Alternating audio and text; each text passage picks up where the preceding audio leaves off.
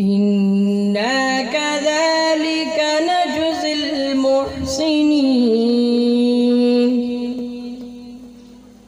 ويل يومئذ للمكذبين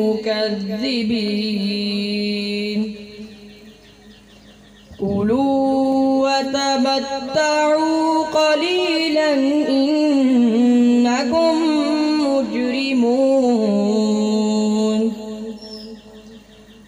ويل يومئذ للمكذبين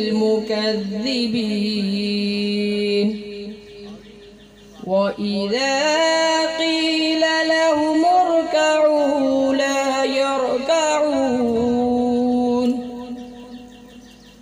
ويل يومئذ للمكذبين